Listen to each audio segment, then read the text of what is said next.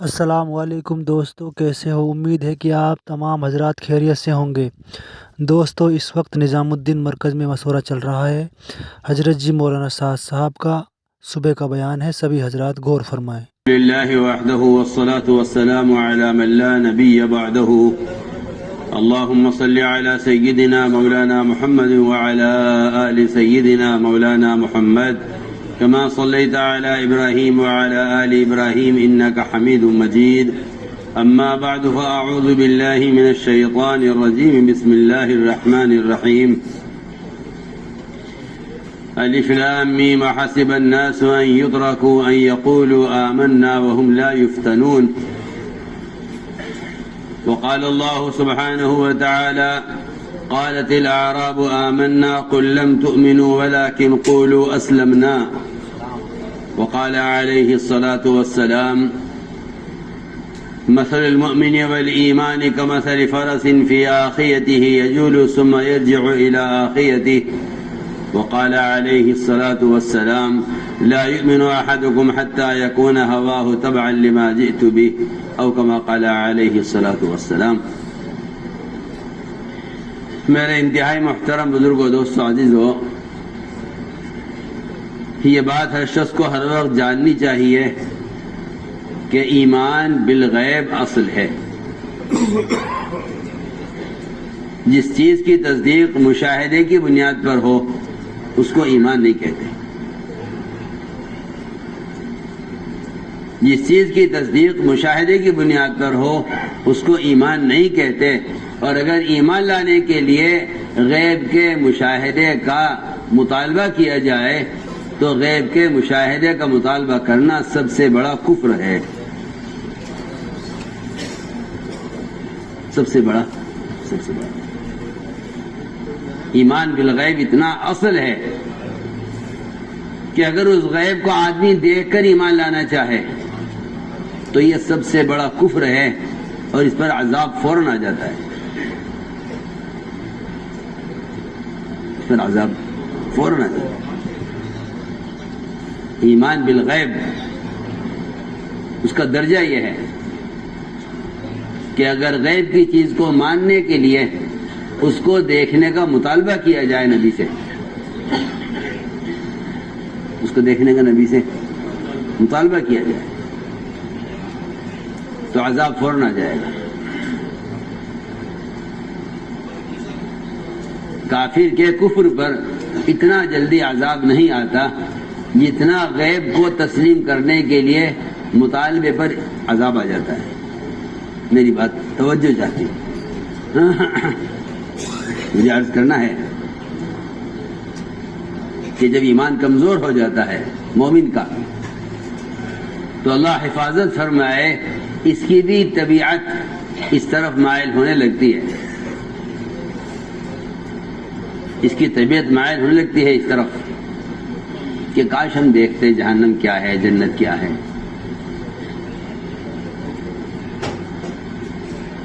حالانکہ میں نے عرض کیا کہ ایمان بالغیب کا یہ درجہ ہے کہ اگر کافر ایمان لانے کے لیے غیب کو دیکھنے کا مطالبہ کرے، موسیٰ علیہ السلام کی قوم نے کہا تھا ارنا اللہ جہرتاً کہ اللہ آپ ہمیں ایک مرتبہ اللہ کی زیارت کرا دیجئے، ہم یقین کر لیں گے کہ آپ سچے ہیں، کہ اللہ پر ایمان لے آؤ، کہ اللہ دکھلا تو دیجئے ہمیں۔ اس مطالبے پر فوراً بجلی گری ان پر، اس لیے کہ انہوں نے غیب کو دیکھنے کا مطالبہ کیا ہے۔ اس لیے مجھے عرض کرنا سب سے پہلے ہے یہ کہ ایمان بالغیب اصل ہے۔ نبی سے غیب کی چیز کو دیکھنے کا مطالبہ کرنا یہ کفر ہے، یہ کفر ہے، اور نبی کی بات کی تصدیق کر دینا نبی کے اعتماد پر یہ ایمان ہے۔ ہمیں دکھلا دیجیے، ہم مان لیں گے، کہ دیکھ کر مان لینا اس کو ایمان نہیں کہا گیا ہے، اس کو کفر کہا گیا ہے۔ اس اسی لیے صحابہ کے بارے میں آتا ہے کہ اگر ان کے سامنے جنت اور دوزخ اپنی حقیقت کے ساتھ پیش کر دی جائیں اور ان کو دکھلا دی جائیں کھلی آنکھوں دنیا میں، تو ان کے ایمان میں کوئی اضافہ نہیں ہوگا، ایمان میں کوئی اضافہ نہیں ہوگا۔ کیا دیکھ کر زیادہ ایمان لاتے ہیں، بغیر دیکھے کم لاتے تھے کہ نہیں، ان کے ایمان میں کوئی اضافہ نہیں ہوگا۔ ایمان کا کمال یہ ہے کہ جتنا یقین دیکھ کر ہو اتنا ہی یقین بغیر دیکھے ہو۔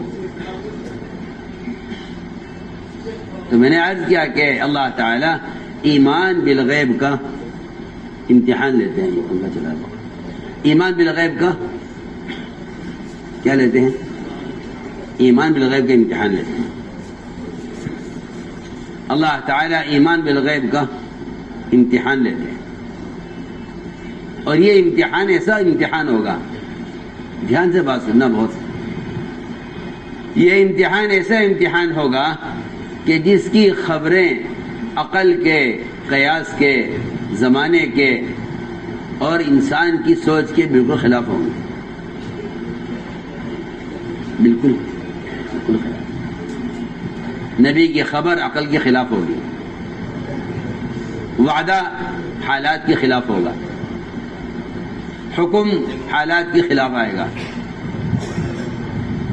حکم حالات کے خلاف آئے گا، وعدہ حالات کے خلاف آئے گا، اور خبر جو آئے گی وہ بالکل عقل کے خلاف آئے گی، تاکہ ہم یہ دیکھ لیں کہ نبی کی بات کے ماننے میں تمہاری عقل کو تو کوئی دخل نہیں ہے،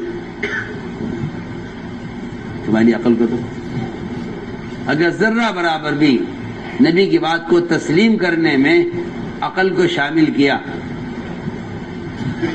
تو اس کو ایمان نہیں کہا جائے گا۔ میں اس کی مثال عرض کرتا ہوں۔ عقل یہ کہتی ہے، تجربہ یہ کہتا ہے کہ آگ لکڑی کو جلاتی ہے، آگ ایک تجربہ ہے، انسانوں کا مشاہدہ ہے، عام تجربہ ہے کہ آگ لکڑی کو جلا دیتی ہے۔ اللہ تعالیٰ نے کافروں کے انکار کو بڑھانے کے لیے، مومن کے ایمان کو بڑھانے کے لیے قرآن میں یہ بیان فرمایا کہ جہنم میں ایک درخت ہے، جہنم میں ایک، اگر اللہ تعالیٰ یہ بیان نہ کریں کہ جہنم میں درخت ہے، اللہ یہ بیان نہ کریں کہ جہنم میں درخت ہے، تو جہنم کی آگ اور اس کی تپش اور اس کی گرمی کا یقین کرنا کوئی کمال نہیں ہے، ہو سکتا ہے جہنم کی آگ، اس کی تپش کا یقین کرنا کوئی کمال نہیں ہے۔ اللہ تعالیٰ نے بیان کیا قرآن میں کہ جہنم میں درخت ہے، یہ ایک آزمائش ہے مومن کے لیے، ایک فتنہ ہے کہ ہم دیکھنا چاہتے ہیں کہ اگر ہم تم سے یہ کہیں کہ جہنم میں درخت ہے تو تم جہنم کی آگ کی گرمی کا یقین کرتے ہو یا انکار کرتے ہو؟ اور ظاہر بات ہے کہ اگر عقل کو داخل کرو گے تو کہو گے کہ جہنم کی آگ گرم نہیں ہے، اگر گرم ہوتی تو درخت جلتا، تو کفر نہیں تو کہا تھا۔ ہمیں اس آگ کا اپنے کفر کی وجہ سے کوئی ڈر نہیں ہے، کیونکہ جو آگ درخت کو نہیں جلائے گی وہ ہمیں بھی جلائے گی۔ میں آپ سے ایسی بات عرض کر رہا ہوں کہ اس زمانے کا مسلمان اس ایمان کے ضعف کی وجہ سے دین میں تحریف کر رہا ہے، اس کی تحریف کی بنیاد یہ ہے کہ جب یہ ایمان میں اور اعمال میں اور احکام شریعت میں اپنی عقل داخل کرے گا تو عقل تحریف کرائے گی، عقل تحریف کرائے گی۔ جتنی دنیا میں دین میں تحریف ہو رہی ہے، قرآن میں یا حدیث میں یا احکام شریعت میں، وہ صرف عقل کی وجہ سے ہو رہی ہے، صرف عقل۔ حضرت ہمیں یہ لکھا ہے کہ ابلیس نے جو سجدے سے انکار کیا ہے وہ سجدے سے انکار صرف اس کی اپنی عقل کی وجہ سے ہے، اس کی عقل، انا خیر من، یہ عقل کی بات ہے۔ یہ عقل کا تقاضا ہے کہ میں ان سے بہتر ہوں. یہ عقل کا تقاضا ہے کہ میں پرانا ہوں, میں ان کو سجدہ نہیں کروں گا. ایسا بھی لکھا ہے کہ ابلیس نے جو انکار کیا ہے اور تکبر کیا ہے وہ اس کی عقل کا تقاضا تھا. اس لیے شریعت میں اور ایمان بالغیب میں عقل کو کوئی دخل نہیں ہے. اور عقل کو دخل ہو بھی کیسے سکتا ہے؟ اس لیے کہ عقل مخلوق ہے, وہ مخلوق کو دیکھتی ہے. عقل مخلوق ہے, مخلوق کو دیکھتی ہے. شاہ عبدالعزیز محدث دہلوی وہ لکھتے ہیں فتح العزیز میں, جو ایک تفسیر ہے فتح العزیز, اس میں لکھتے ہیں ما انت بنعمت ربک بکاہن ولا مجنون, کہ محمد صلی اللہ علیہ وسلم کی لائی ہوئی خبریں اور آپ اپنی بات میں نعوذ باللہ نہ دیوانے ہیں نہ کاہن ہیں, بلکہ آپ صلی اللہ علیہ وسلم اتنے کامل العقل ہیں کہ روایت میں آتا ہے کہ اللہ تعالی نے عقل کو پیدا کیا اور عقل کے 99 حصے کیے, 100 حصے کیے, بلکہ 100 حصے کیے عقل کے. ایک حصہ عقل کا اللہ تعالی نے ساری مخلوق پر تقسیم کیا ہے. ایک حصہ عقل کا ساری مخلوق, ساری دنیا کے علماء, ساری دنیا کے وزراء, ساری دنیا کے سائنسداں, ساری دنیا کے سیاستداں, ساری دنیا کے ڈاکٹر, انجینئر, جن کو آپ کہتے ہیں کہ یہ عقل والے ہیں, ان پر اللہ تعالی نے عقل کا ایک حصہ تقسیم کیا ہے.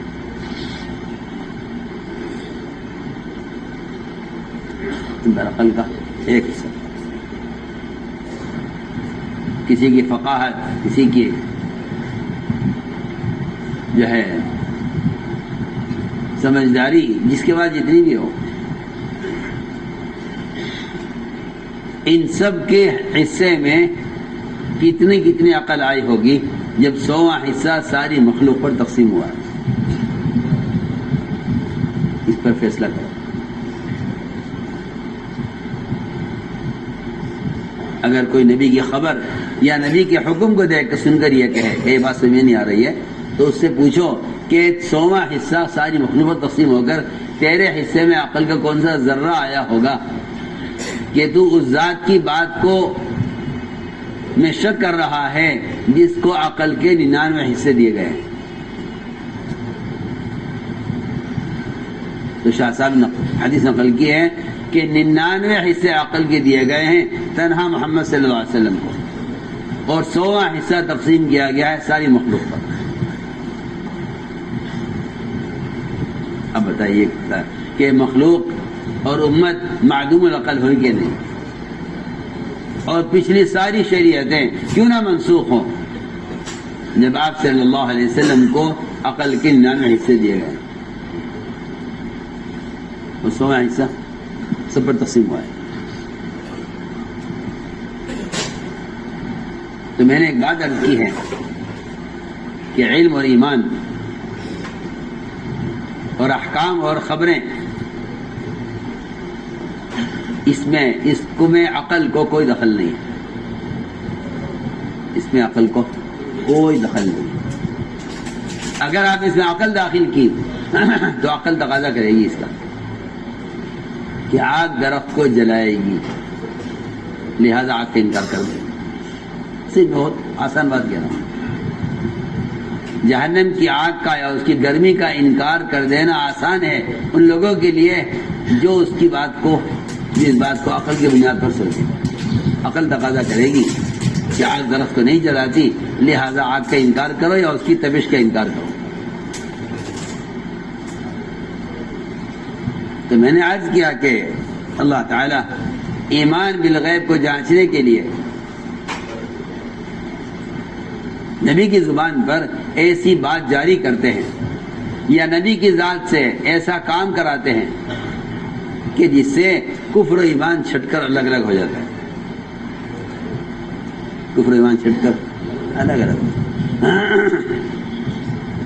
کفر و ایمان چھٹ کر الگ الگ ہو جاتا ہے۔ یہ جو غیب کے تذکروں کا حکم دیا گیا ہے کہ غیب کے تذکرے زیادہ کیا کرو، ایسا نہ ہو کہ مشاہدات و تجربات کا یقین غالب آ جائے غیب کی خبروں پر۔ اگر یہ غالب آ گیا غیب کی خبروں پر تو آدمی جنت دوزخ کے انکار تک پہنچ جائے گا۔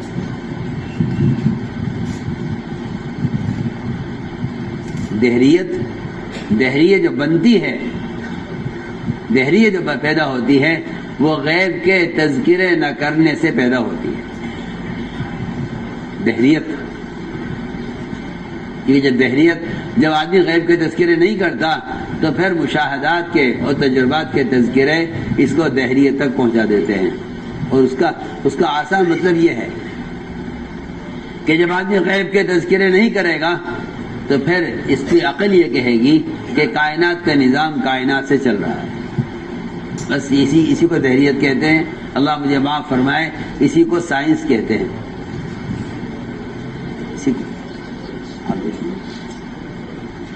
سائنس اور دہریت دونوں بالکل سگے بھائی ہیں، دونوں میں کوئی فرق نہیں ہے، دونوں میں کوئی فرق اللہ کی قسم نہیں۔ سائنس بھی یہ کہتی ہے کہ نظام کائنات سے چلتا ہے، دہریت کا خلاصہ بھی یہی ہے کہ کائنات کے نظام کائنات سے چلتا ہے۔ میری بات بہت توجہ چاہتی ہے۔ غیب کے تذکروں کا حکم اس لیے دیا گیا ہے تاکہ کہیں تمہاری عقل وہ غالب نہ آ جائے، اور کہیں تم یہ نہ سمجھو کہ ہاں عقل کی بنیاد پر احکام بھی تسلیم کرو، عقل کی بنیاد پر خبر بھی تسلیم کرو۔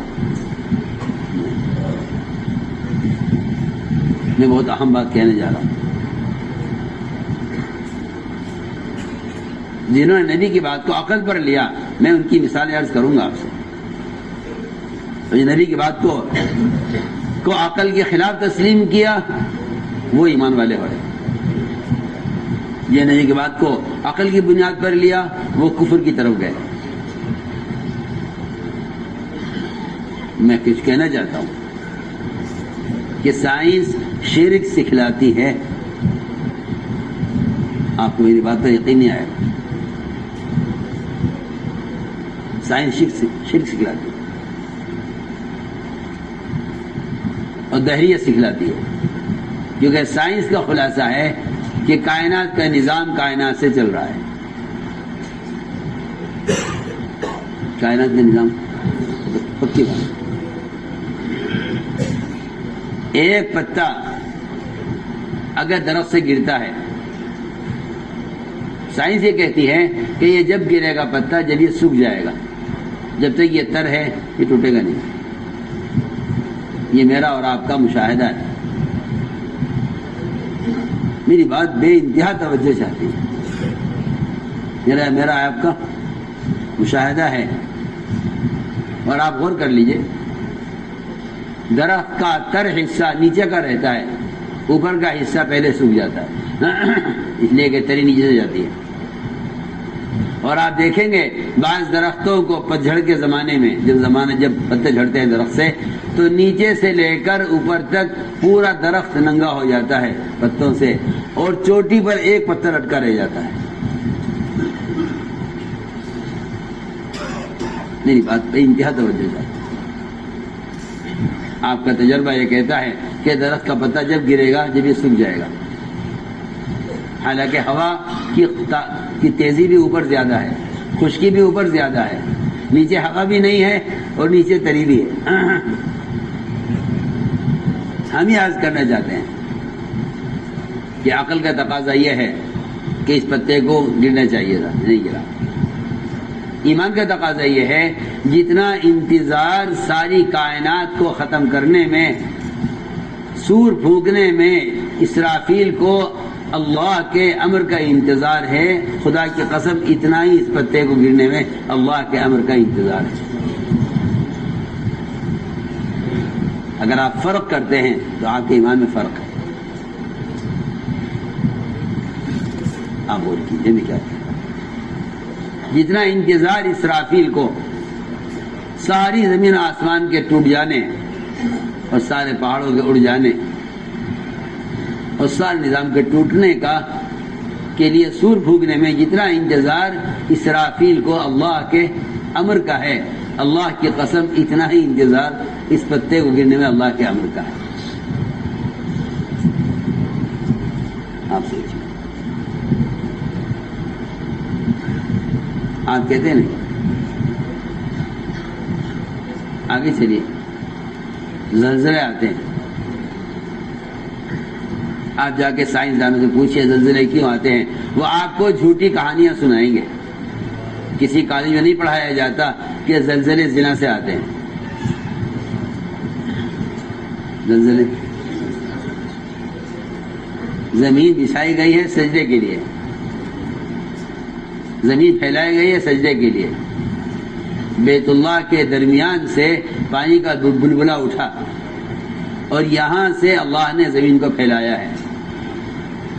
جو ساری دنیا کے سجدہ کرنے کا رخ بیت اللہ ہے، وہیں سے زمین کے بننے کی ابتدا ہوئی ہے۔ اس لیے کائنات کے کسی حصے کی زمین ہو، اس زمین کا سب سے پہلے وجود اللہ کو سجدہ کرنے کے لیے ہے۔ جب اس پر زنا ہوتا ہے تو زمین کانپ اٹھتی ہے۔ آپ پوچھے سائنسدانوں سے زلزلے کیوں آتے ہیں، وہ آپ کو سکھلائیں گے، پڑھائیں گے۔ کسی کالج میں نہیں پڑھایا جاتا کہ زنا سے زلزلے آتے ہیں، کہ نہیں پڑھایا جاتا۔ ہم مثال عرض کر رہے ہیں کہ کائنات کا نظام کائنات سے چل رہا ہے، اس کو دہریت کہتے ہیں۔ ایگو خیال ہے کہ نہیں، اللہ نعوذ باللہ بنا کر فارغ ہو گئے ہیں۔ اب کائنات میں جو تغیر ہوگا وہ کائنات کی کسی دوسری شکل سے ہوگا۔ یہ ہے شکلوں کو سامنے رکھ کر اور عقل کو سامنے رکھ کر چلنے والے۔ یہ میں عرض کرنا، ایمان بالغیب وہ اس کے بالکل خلاف ہے۔ میں مثال عرض کرتا ہوں، آپ کی عقل یہ کہتی ہے کہ اتنے گھنٹے کی اتنی مسافت اتنے گھنٹے میں پوری ہوگی، اتنی مسافت اتنے دن میں پوری ہوگی۔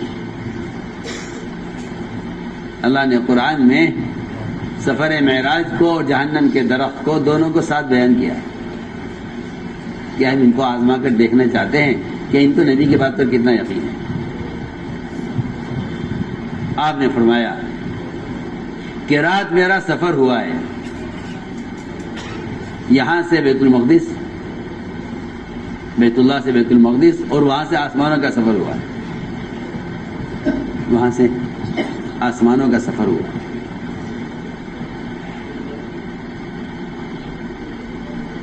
صبح آپ نے خبر کی تو ابو جہل کو پہلے خبر کی۔ آپ یہ خیال کرتے ہیں کہ بھئی غیب کی بات اور ایمان یقین کی بات تو مومن سے ہو، ابو جہل کو کیا مطلب اس سے؟ کہ نہیں، نبی تو سب کو اپنی بات سب کو پہنچائیں گے، جن کا دل چاہے کفر کرے کہ چاہے ایمان لائے۔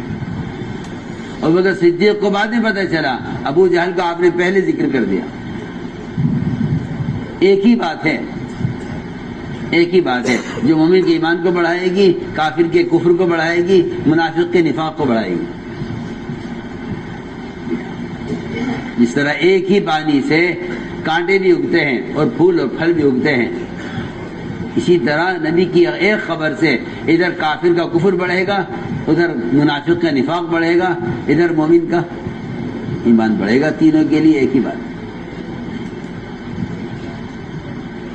آپ بولتے ہیں لوگ دوڑے ہوئے گئے صدیق کے بعد کہ آج تمہارا ساتھی یہ کہہ رہا ہے کہ رات کو کہ کسی حصے میں سفر ہوا ہے ہمارا جسم کے ساتھ، جس میں 1 مہینے کا سفر تو زمینی ہے اور باقی لامحدود سفر آسمانوں کا ہے۔ 50,000 سال کی مسافت تو جبرائیل کی ہے، اس سے آگے کی مسافت جہاں جبرائیل کبھی گئے نہ کبھی جا سکیں گے، وہ اس سے زیادہ ہے۔ آپ غور کیجیے۔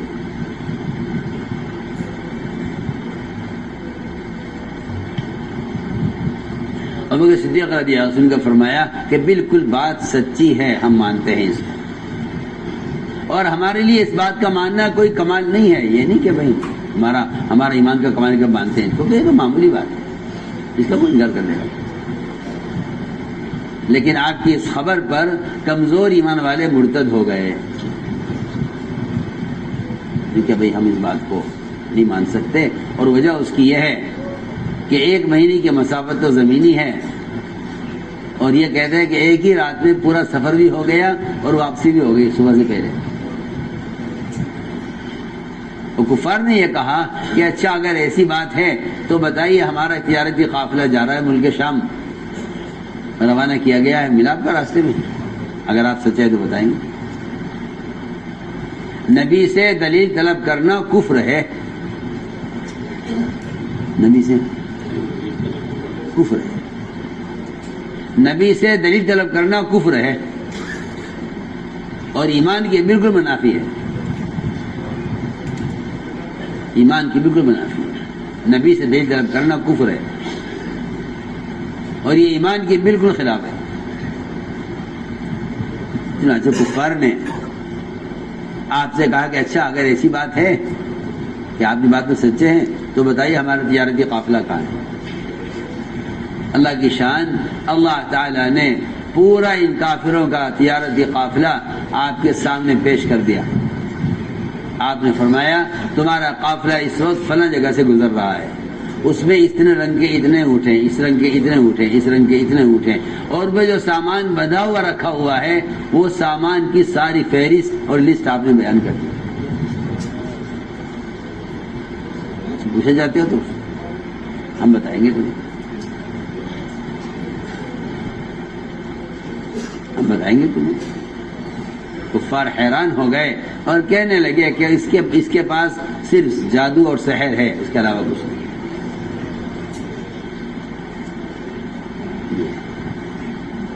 تو میں نے عرض کیا کہ یہ ایمان بالغیب کی مثالیں ہیں کہ اللہ تعالیٰ نبی کی زبان پر ایسی بات جاری کرائیں گے چھٹائی کرنے کے لیے کہ کون ایمان لاتا ہے کون نہیں لاتا،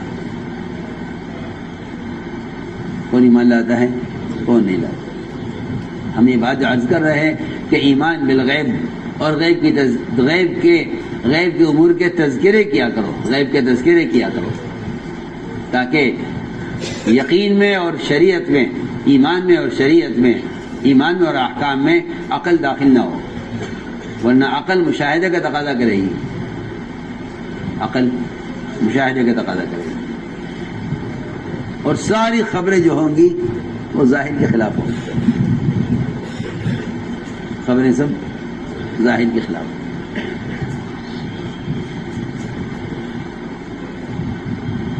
آگے چلیے.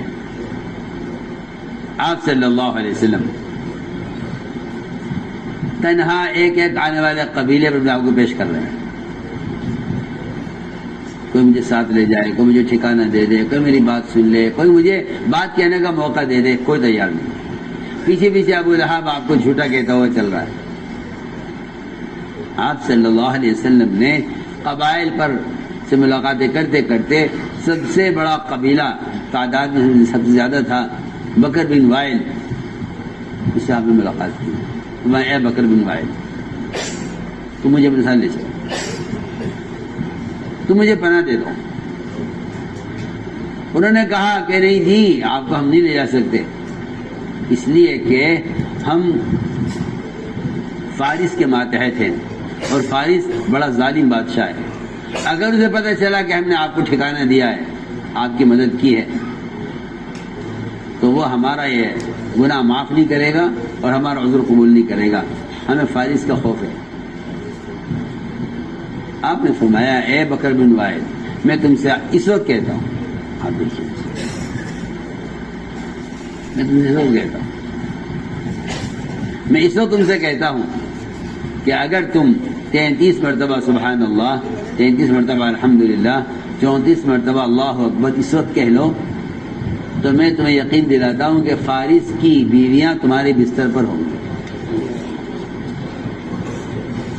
جن تسبیحات کا آج مسلمان کا ہاں بھی اہتمام نہیں ہے نماز کے بعد ان تسبیحات پر فارس کی بیویوں کے باندیاں بننے اور اس کی اولاد کے کفار مکہ کا غلام بننے کی آپ صلی اللہ علیہ وسلم ان کو یقین دلا رہے ہیں کہ اگر تم یہ مان جاؤ اے بکر بن وائل، جی فارس کی خود تو مجھے لے جا نہیں سکتے، میں تمہیں یقین دلاتا ہوں کہ اگر تم 33 مرتبہ اس سے کہہ رہے 33 مرتبہ الحمدللہ اور 34 مرتبہ اللہ اکبر کہہ دو، میں تمہیں یقین دلاتا ہوں. اس لیے کہ داعی کی نظر ہمیشہ نتیجے پر ہوتی ہے، وہ موجودہ حالات کو نہیں دیکھتا موجودہ حالات کیا ہے. حالانکہ موجودہ حالات صرف لا الہ الا اللہ کے کلمے کو بھی قبول کرنے کے نہیں ہیں، اور آپ صلی اللہ علیہ وسلم ان تسبیحات پر بکر بن وائل کے سے کہہ رہے ہیں کہ فارس کا تمہیں خوف ہے، اگر تم یہ تسبیحات کہہ لو تو فارس کی بیویاں تمہارے بستروں پر اور ان کی اولاد تمہاری غلام ہوگی. اگلا موقع آیا کہ آپ صلی اللہ علیہ وسلم کو مکہ مکرمہ چھوڑنے پر کفار نے مجبور کر دیا. جو رات نعوذ باللہ آپ صلی اللہ علیہ وسلم کے قتل کے پکے پختہ ارادے کی تھی، اللہ نے حکم دیا آپ نکل جائیے، آپ یہاں سے نکلے. اور سراقہ بن مالک نے آپ کو پیچھا کیا کیونکہ اعلان ہو گیا تھا کفار میں کہ جو آپ کو نعوذ باللہ زندہ یا مردہ کسی طرح پکڑ لائے اس کے لیے 100 اونٹ کا انعام ہوگا. لوگوں کو انعام کی بھی طلب تھی، نعوذ باللہ آپ سے دشمنی بھی تھی، نکلے تلاش میں سب. اللہ چاہتے سب کو اندھا کر دیتے، اللہ چاہتے تو آپ کو کوئی نظر نہ آتا یا آپ کسی کو نظر نہ آتے، لیکن اللہ تعالیٰ کو دکھانا ہے کہ ہم غیبی مدد کا کمال بشریت کے ساتھ دکھانا چاہتے ہیں. بشریت کا نصرت کا کمال بشریت کے ساتھ ہے، نصرت کا کمال بشریت کے ساتھ ہے، ورنہ آپ کو اللہ غائب کر دیتے. یعنی اللہ اگر آپ کو غائب کر دیتے اور کفار آپ کو نہ دیکھتے تو مدد کا کمال تو نہیں تھا نا. مدد کا کمال تو جب ہے جب دشمن آپ کے سامنے ہے. سراقہ آپ کے قریب پہنچ گیا، آپ کے سراقہ کے درمیان چند ہاتھ کا فاصلہ تھا. آپ نے اس سعودیہ کا فرمایا سراقہ میں جو دین لے کر آیا ہوں اگر تم یہ اختیار کر لو، میں تم سے آج کہتا ہوں کہ کسرا ابن ہرمز کے ہاتھوں میں پہننے والے وہ کنگن جس کو کوئی ہاتھ نہیں لگا سکتا، جس کو ہر ایک دیکھ بھی نہیں سکتا جا کر، وہ کسرا کے کنگن سراقہ تمہارے ہاتھوں میں ہوں گے. آپ دیکھیے ایک آدمی کس قصبہ پرسی میں مکہ مکرمہ سے چھپ کر نکل رہا ہے رات میں اور خائف ہیں آپ، لیکن یقین اور نظر نتیجے پر ہے. سراقہ سے آپ کہہ رہے ہیں کہ سراقہ اگر تم رہ گئے تو تم دیکھو گے کہ کسرا کے کنگن تمہارے ہاتھوں میں ہوں گے. عمر رضی اللہ عنہ کے سامنے جب صندوق لا کر رکھا گیا جس میں کسرا کے زیورات تھے، اس کے بدن میں استعمال کرنے کا سامان تھا، اس کا قلعہ فتح ہوا اور وہاں سے وہ اس کا خاص صندوق لا کر تمہارے سامنے رکھا گیا. اسے کھولا، عمر نے سامنے سراقہ بن مالک بیٹھے ہوئے تھے عمر کے سامنے. عمر رضی اللہ عنہ نے وہ کنگن سونے کے لڑکائے ان کی طرف وہیں پھینکے. چلو سراقہ آج آپ صلی اللہ علیہ وسلم کا وہ وعدہ بھی پورا ہو جائے جو اس دن کیا گیا تھا تم سے جب تم آپ صلی اللہ علیہ وسلم کو قتل کرنے کے واسطے قریب پہنچ چکے تھے اور آپ نے یہ وعدہ تم سے کیا تھا. آج وہ وعدہ ہمارے ذریعے پورا ہو رہا ہے. مجھے تو عرض کرنا ہے کہ یہ ہے ایمان بالغیب کی مثال ہے، یہ ہے ایمان بالغیب کی مثال کہ نبی جو خبر دیں اس خبر کو نبی کے اعتماد پر یقینی ماننا. خبر کو کہ نبی کے اعتماد پر خبر کو یقینی ماننا. یہ ہے ایمان بالغیب. اس لیے علماء نے لکھا ہے جس چیز کی تصدیق مشاہدے کی بنیاد پر اس کو ایمان نہیں کہتے.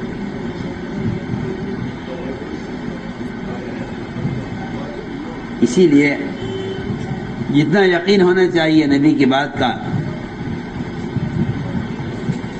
اللہ کی ذات کے بارے میں، اتنا ہی یقین ہونا چاہیے نبی کی بات کا نبی کی ذات کے بارے میں.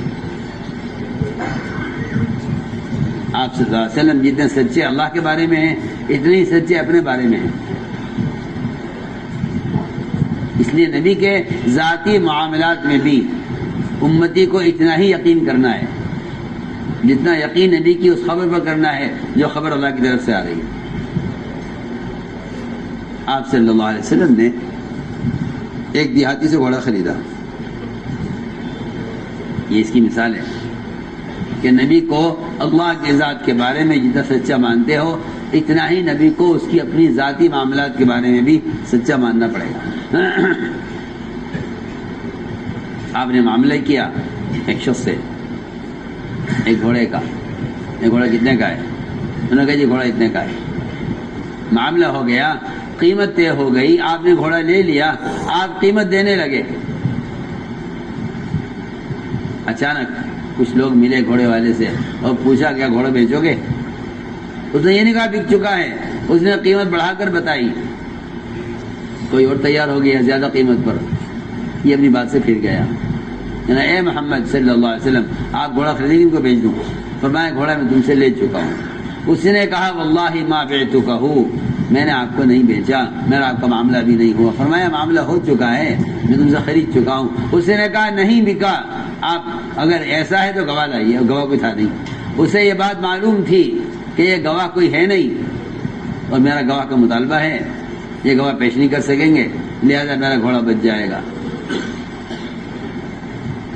آپ فرمایا کہ گواہ تو کوئی تھا نہیں. میں کہا نہیں گواہ لائیے.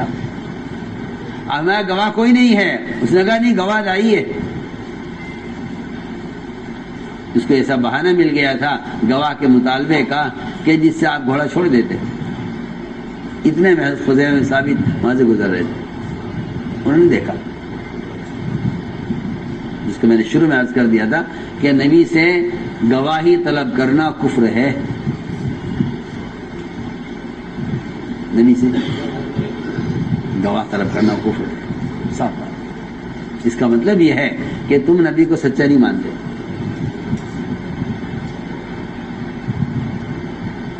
کفر ہے نبی سے گواہی طلب کرنا.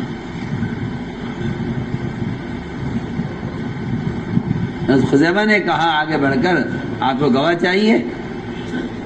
دیہاتی سے گواہ چاہتے میں گواہ ہوں، میں گواہی دیتا ہوں.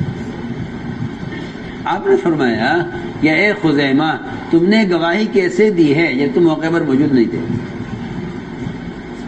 یہ سوال خدا نہ کرے نعوذ باللہ، اس سوال کا مقصد یہ نہیں ہے کہ تمہاری گواہی کا اعتبار نہیں ہے کیونکہ تم موقع پر موجود نہیں تھے. یہ سخت امتحان ہے صحابی کا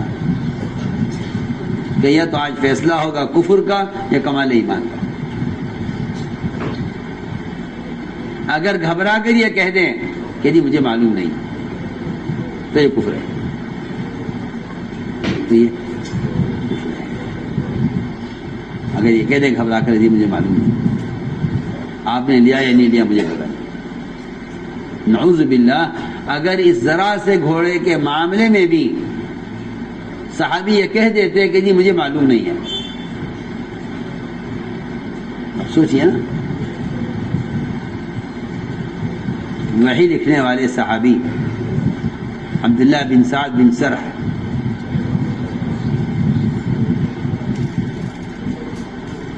انہوں نے ایک آیت کے بارے میں اتنا کہہ دیا صرف کہ یہ تو میں کہہ رہا ہوں. ایک آیت کے بارے میں اتنا کہہ دیا میں کہہ رہا ہوں.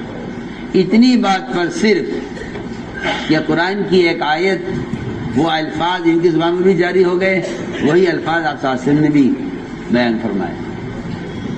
اتنی بات پر اللہ نے آزمایا. یہ وحی کا انکار کر کے کافر ہو کر آپ کے پاس سے اٹھے اور باہر نکل کے کہا کہ میں بھی نبی ہوں، میرے پر بھی قرآن آتا ہے. آپ سنیے تو صحیح کتنا نازک معاملہ ہے. وہی ہمارے صحابی. آپ دونوں واقعات کو ذہن میں رکھیں، میں کچھ کہہ رہا ہوں. دونوں واقعات ذہن میں رکھیے. ادھر ایک معمولی گھوڑا ہے، اس کے بارے میں حضرت خزیمہ کو کی گواہی ہم ڈانٹ کر پوچھیں گے کیسے گواہی دی آپ نے. اگر آپ گھبرا کر یہ کہہ دیں کہ مجھے معلوم نہیں تو کفر ہے. یہاں ان کا ایمان کا امتحان تھا خزیمہ بن ثابت کے، اور یہاں یہ وحی لکھنے والے عبداللہ بن سعد بن سرح، جب آپ پر وحی آتی تھی تو آپ ان کو بلواتے تھے لکھنے کے لیے. یہ پڑھے لکھے آدمی تھے. یہ کہتے ہیں کہ صرف علمی استعداد کافی نہیں ہے، ایمان اس سے زیادہ اہم اور ضروری ہے. ورنہ پڑھے لکھے آدمی تھے، کتابت اچھی جانتے تھے. آپ نے فرمایا ان سے، بلوایا ان کو وحی لکھوانے کے لیے. یہ بیٹھے ہوئے تھے انتظار میں کہ آپ کو گبر سے وحی کے اثرات ختم ہوں. آپ پر وحی آتی تھی تو آپ صلی اللہ علیہ وسلم سردیوں میں آپ پسینہ پسینہ ہو جاتے تھے. اس کا بوجھ وحی کا. صحابی دیکھ رہے آپ پر وحی کے اثار، منتظر ہیں کہ یہ آیت آپ وحی پوری ہو تو لکھوائیں. اللہ تعالیٰ نے انسان کی تخلیق کے سارے مراحل قرآن میں بیان کیے کہ ہم نے انسان کو ماں کے رحم میں کس طرح بنایا ہے. پوری آیت آپ نے لکھوائی، پوری آیت. آخر میں آیت نازل ہوئی آپ صلی اللہ علیہ وسلم پر، فَتَبَارَكَ اللَّهُ أَحْسَنُ الْخَالِقِينَ. یہ آیت نازل ہوئی آپ پر. اللہ کی شان، اللہ نے ان صحابی کے ایمان کا امتحان لینے کے لیے جو الفاظ آپ پر وحی ہوئے وہی الفاظ وحی کے بیان کرنے سے پہلے اللہ نے ان کی زبان پر جاری کر دیے. صحابی امتحان دیکھیں کتنا سخت. ان کو اپنی زبان سے کہا فَتَبَارَكَ اللَّهُ أَحْسَنُ الْخَالِقِينَ. آپ نے فرمایا ان صحابی سے کہ ہاں اس کو بھی لکھو. میں نے کہا یہ تو میں کہہ رہا ہوں. میں کہ ٹھیک ہے تم کہہ رہے ہو، لیکن اللہ نے انہی الفاظ کو مجھ پر وحی کی. امتحان ہے کہ آپ کو نبی پر وحی کے آنے کا کتنا یقین ہے. آپ سنیے تو صحیح کیسا عجیب قصہ ہے. بالکل وہی الفاظ ان کی زبان پر نکلے اللہ نے کیے دیکھنے کے لیے کہ دیکھیں اس کو نبی کے وحی پر اس کا کتنا یقین ہے.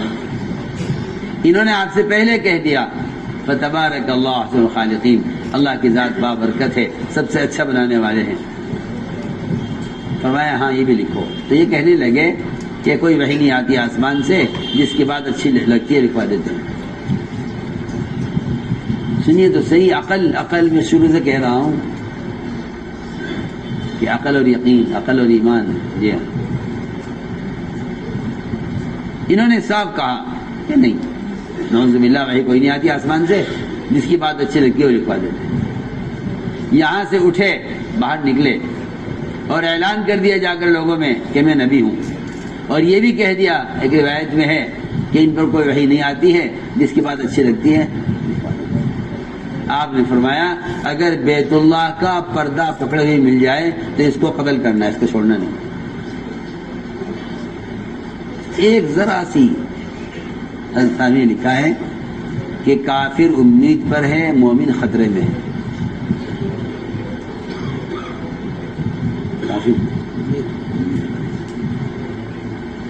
کافر امید پر ہے. ان صحابی نے تو ایک بات پر آ کر پچھلی ساری وحی کا انکار کر دیا کہ جتنی خبریں نعوذ باللہ نے ہمیں غیب کی دی ہیں سب غلط ہیں. سنیے تو صحیح میں کیا کہہ رہا ہوں. یہاں تو ایک مومن نے ساری وحی کا انکار کر دیا، اور عمیر بن وہب کافر، مکے کے شیطانوں سے بڑا شیطان، آپ صلی اللہ علیہ وسلم کے قتل کے ارادے سے مکہ مکرمہ سے تلوار تیز کرا کے اپنے غلام سے آپ کو قتل کرنے کے لیے مدینہ پہنچا. وہاں رہنے والے اکرام ہوتا تھا. آپ نے عمر بن وہب کو آگے بٹھایا, تلوار گلے میں لٹکی ہوئی. عمر کیسے آنا ہوا؟ کہ میں تو بھائی کو لینے آیا ہوں. فرمایا نہیں عمر بتاؤ کیسے آنا ہوا, تم بتاؤ ورنہ ہم بتائیں گے. کہ جی میں کہہ تو رہا ہوں. فرمایا تم 6 آدمیوں نے کعبے کے پاس بیٹھ کر جو مشورہ کیا تھا اس سب نے طے کیا تھا کسی کو بتانا مت. عمر تم جا کر محمد کو قتل کر دو. فلاں دن تم فلاں فلاں فلاں فلاں کعبے کے سائے میں بیٹھے ہوئے تھے حتیم میں, اور تم نے فیصلہ کیا تھا کہ میں قتل کر کے آتا ہوں, اور تم اپنے غلام سے تلوار تیز کرا کر مجھے قتل کرنے کے ارادے سے چلے ہو مکہ مکرمہ سے, اور تم مکے والوں سے کہہ کر نہیں آئے تھے کہ ابھی خوشخبری آنے والی ہے تمہارے پاس. عمر بن وہب نے کہا اشہد انک رسول اللہ, میں آج آپ کی پچھلی ساری وحی کی تصدیق کرتا ہوں, جتنے احکام اللہ نے آپ پر نازل کیے ہیں سب حق ہے. اللہ, آپ اسے اندازہ کر لیجئے حضرت تھانوی کا ملفوظ. یہ کافر امید پر ہے مومن. یہ 2 واقعات آپ ذہن میں رکھیے. ایک وحی لکھنے والا, آج ایک 12 سال کا بچہ بھی کہہ دے گا کہ یہ قرآن کی آیت ہے, آپ غلط کہہ رہے ہیں, قرآن کی آیت ہے. ایک 12 سال کا بچہ بھی کہہ دے گا کہ یہ قرآن کی آیت ہے, اس کا انکار نہیں کر سکتا. اس صحابی کو کتنا یقین ہوگا وحی پر جو آپ کے سامنے بیٹھ کر آپ کے سامنے بیٹھ کر آپ کے سامنے آپ کی مجلس میں جہاں جبرائیل موجود ہیں اور آسمان سے وحی آ رہی ہے, ان کا کیا یقین ہوگا. لیکن وہی بات جو شروع سے کہہ رہا ہوں کہ ادھر عقل ادھر ایمان. اگر کہہ دیتے کہ نہیں تھی آپ ایمان, وحی تو آپ ہی پر آ سکتی ہے. اگر میری زبان سے کوئی بات جاری ہو رہی ہے تو ہونے دو, وحی تو آپ پر آتی ہے. اگر نہیں مجھ پر وحی آتی ہے. تو میں نے عرض کیا کہ یہ ہیں مثالیں میرا عزیز دوستوں ایمان بالغیب کی. تو وہاں ایک معمولی گھوڑا تھا کہ اس گھوڑے کے بارے میں بھی ہم دیکھیں گے تمہارا ایمان کیسا ہے. اگر کہہ دو کہ جی مجھے معلوم نہیں آپ نے خریدا یا نہیں خریدا, میں موقع پر موجود نہیں تھا, تو کفر ہے. اور اگر خزیمہ کی طرح اللہ اکبر کہنے لگے میں کیسے گواہی نہ دوں, فرمایا تم تھے نہیں کیسے گواہی دے رہے ہو. عرض کیا میں تو وہاں بھی نہیں تھا جہاں آپ نے ہمیں جہنم کی خبر دی ہے, میں تو وہاں بھی نہیں تھا جہاں جنت کی خبر دی ہے, میں تو وہاں بھی نہیں تھا جہاں عرش و کرسی کی خبر دی ہے, میں تو وہاں بھی نہیں تھا جہاں آپ اللہ کو دیکھ کر آئے ہیں. میں تو بڑی بڑی چیزوں کی تصدیق کر چکا ہوں, میں کہیں آپ کے ساتھ نہیں تھا. تو آپ کیوں مجھ سے پوچھ رہے ہیں گھوڑے کے موقع پر تم تھے نہیں تو تم گواہی کیسے دے رہے؟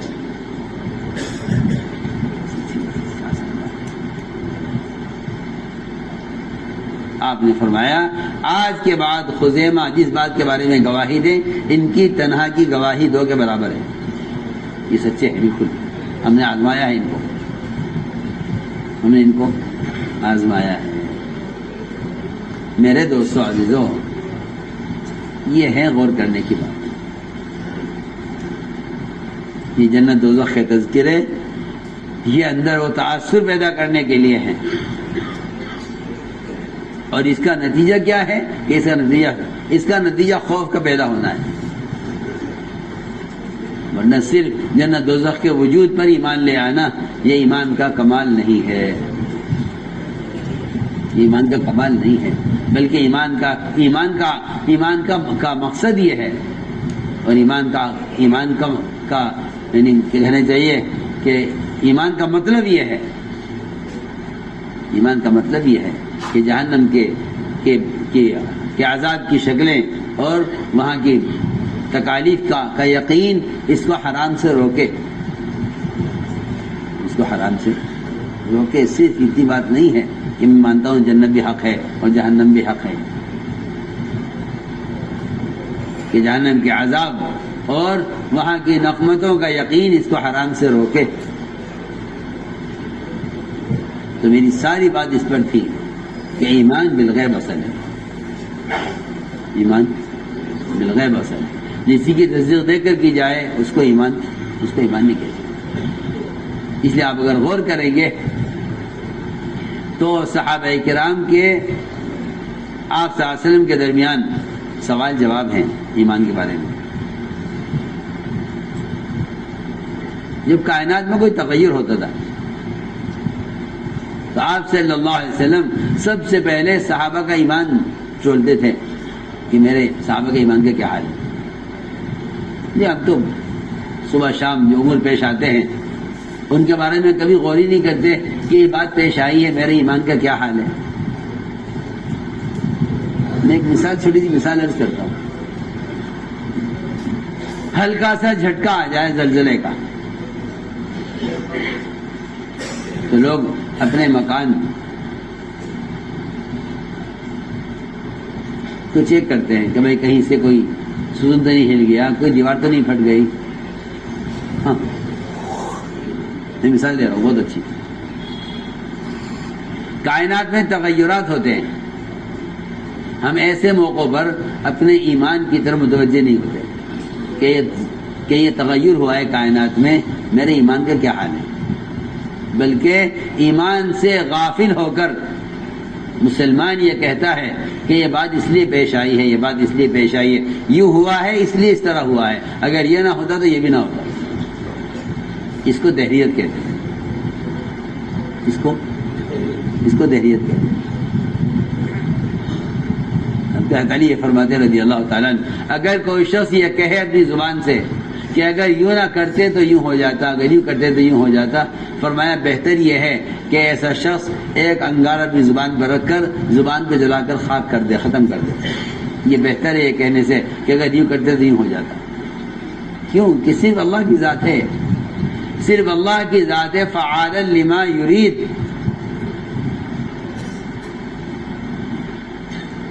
انا اريد وانت تريد واللہ یفعل ما یرید. یہ کہاوت ہے، انا اريد وانت تريد واللہ یفعل ما یرید. جی میں یہ چاہتا ہوں، آپ یہ چاہتے ہیں، حکومت یہ چاہتی ہے، تاجر یہ چاہتے ہیں. نہیں، ان سب کا ایک جواب ہے کہ اللہ تعالیٰ جو چاہتے ہیں وہ کرتے ہیں. اللہ جو چاہتے ہیں وہ کرتے ہیں. تو میں نے عرض کیا ہے جب کائنات میں کوئی تغیر ہوتا تھا تو آپ صلی اللہ علیہ وسلم اپنے صحابہ کے ایمان کو ٹٹولتے تھے کہ ان کے ایمان کا کیا حال ہے. حدیبیہ کی رات میں بارش ہوئی، آپ نے فرمایا یہ بارش ہوئی ہے رات، تم میں سے بعض کافر ہو جائیں گے، بعض مومن. صحابہ گھبرا گئے، ہم کیسے کافر ہو جائیں گے؟ آپ نے فرمایا جو کہے گا بارش اللہ کے امر سے ہوئی ہے وہ اللہ پر ایمان رکھنے والا ہے، جو کہے گا بارش فلاں ستارے کی وجہ سے ہوئی ہے وہ اللہ کے انکار کرنے والا اور ستاروں پر ایمان لانے والا ہے. صاف فرمایا. کیا ایک صاحب نے خبر دی، اخبار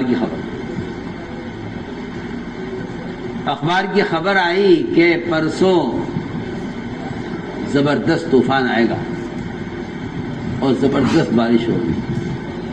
مینا، عرفات، مزدلفہ، اس میں سخت طوفان کا اور بڑی تیز بارش کا اور تیز ہوا کا کی خبر ہے. حج سے 2 دن پہلے اخبار میں بہت سے لوگوں نے حج نہیں کیا، مقامی لوگوں نے کہ نہیں بھائی نہیں جانا حج کو، طوفان آ رہا ہے. سنو تو صحیح کتنی مزے کی بات ہے. ہم سے ایک صاحب نے کہا کہ یہ اخبار کی خبر ہے. میں نے کہا ذرا تلاش کرو، اس کے ساتھ قیامت کی بھی تاریخ وقت لکھا ہوا ہے. دیکھو ذرا قیامت کس وقت کتنے بجے قائم ہوگی، ذرا تلاش کرو اخبار میں. یعنی کہ اخبار میں کیا، یہ کس کو معلوم ہے کہ قیامت کب قائم ہوگی؟ میں نے کہا قرآن میں دونوں باتیں ایک ساتھ ہیں کہ اللہ کے غیر نہیں جانتا بارش کب برسے گی، اللہ کے غیر نہیں جانتا قیامت کب قائم ہوگی. دونوں باتیں قرآن میں ایک ساتھ لکھی ہوئی ہیں. ان اللہ عنده علم الساعة وينزل الغیث.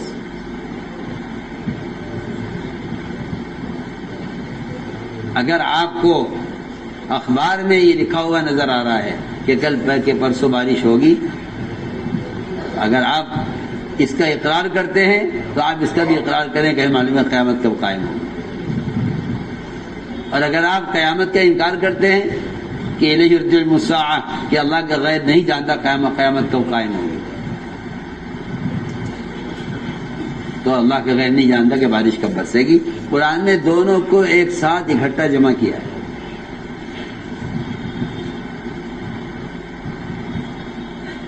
کہنے کہ جی وہ تو معلوم نہیں قیامت کب قائم ہوگی، ہاں یہ معلوم ہے ہمیں کہ بارش کب برسے گی. یہ کیسے ہو سکتا؟ اگر تم قیامت کے قائم ہونے کا دعویٰ نہیں کر سکتے، اس میں تم جھوٹے کہلاؤ گے، تو تم بارش کے برسنے کا بھی دعویٰ نہیں، جھوٹے کہلاؤ گے.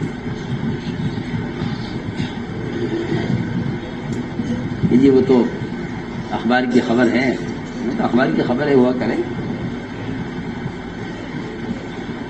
اس لیے کہ اگر آپ کا گمان یہ ہے کہ بارش ہوگی، طوفان آئے گا تو آئے گا، اور اگر آپ کا گمان اس خبر کے بعد یہ ہے کہ نہیں اللہ چاہے گا تو نہیں آئے گا. اللہ کی شان، پورا حج نمٹ گیا، حاجی گھروں کو واپس چلے گئے، ایک قطرہ بارش کا، ایک جھونکا ہوا کا نہیں آیا.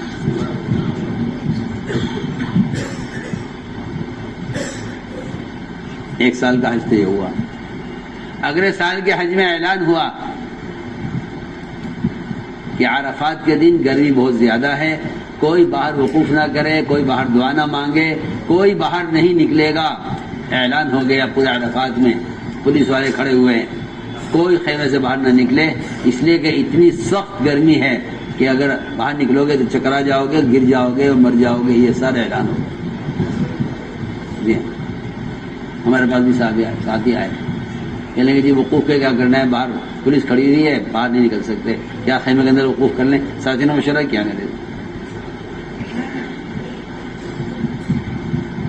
کیا کہ باہر نکل کے اللہ سے عافیت مانگو.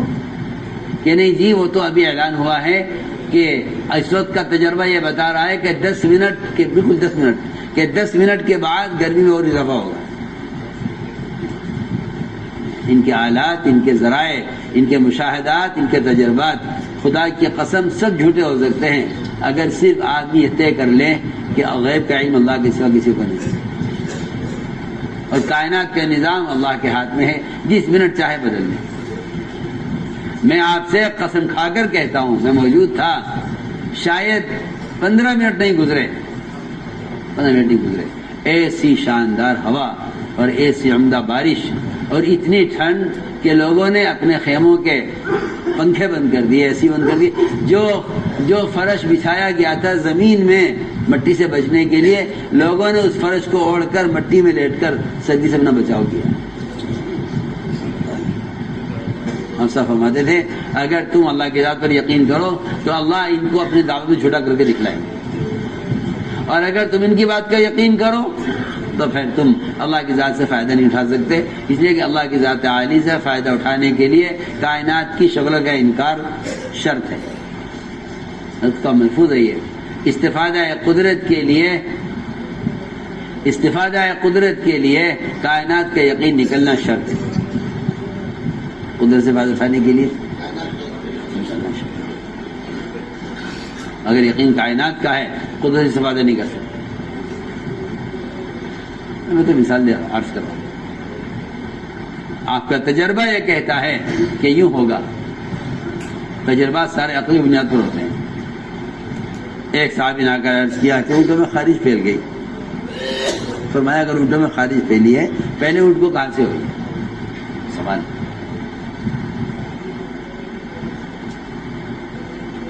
میں آ کے جی اونٹوں میں خارش پھیل گئی. فرمایا کیسے؟ کہ جی ایک اونٹ کو ہوئی تھی پھر سب کو ہو گئی. فرمایا اگر ایک اونٹ سے سب کو ہوئی ہے تو پہلے کو کہاں سے ہوئی ہے؟ سوال ہے نا. اگر پہلے کو اللہ سے ہوئی ہے تو سب کو اللہ سے ہوئی ہے، اور اگر پہلے کو اللہ سے نہیں ہوئی ہے تو پھر آپ اللہ کی ذات سے ہونے کا انکار کر رہے ہیں.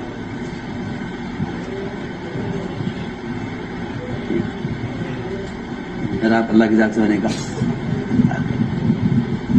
جس طرح اللہ کی ذات عالی سے ایک اونٹ کو خارش ہوئی ہے، سارے اونٹوں کو اللہ کے امر سے ہوئی ہے۔ عبداللہ بن عمر رضی اللہ تعالیٰ عنہ کوڑ کے مریض کے ساتھ ایک پلیٹ میں کھانا کھاتے تھے۔ لوگوں نے کہا اسے کوڑ کا مرض ہے، فرمایا مرض اس کو ہے، مجھے مرض اس کے لیے ہے، اللہ کے میرے لیے نہیں ہے۔ کہ میرے لیے ہوگا تو میں بچ کر بھی نہیں بچ سکوں گا، اس سے ہٹ کر بھی نہیں بچ سکوں گا۔ اللہ کا اگر میرے لیے نہیں ہے تو میں اس کے ساتھ کھانے سے مریض نہیں ہو سکتا، ہے میرا یقین ہے۔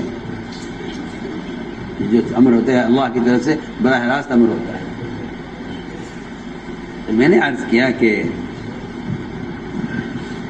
یہ ہے ایمان بالغیب کی مثالیں، اور جس میں عقل کو کوئی دخل نہیں ہے، ورنہ پہلے آدمی اس میں اپنی عقل لڑاتا ہے، پھر رفتہ رفتہ احکام شریعت میں بھی آدمی عقل داخل کر دیتا ہے۔